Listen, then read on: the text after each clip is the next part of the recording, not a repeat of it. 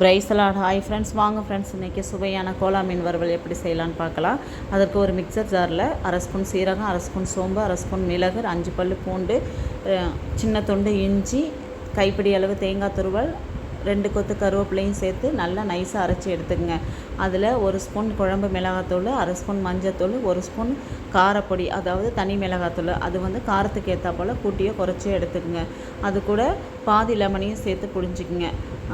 தேவையான அளவு உப்பையும் சேர்த்து நல்லா அந்த கலவையை கலந்து விட்டு அதில் க்ளீன் பண்ணி வச்சுருக்க மீனையும் சேர்த்து நல்லா மிக்ஸ் பண்ணி ஒரு அரை மணி நேரம் ஊற வச்சுடுங்க.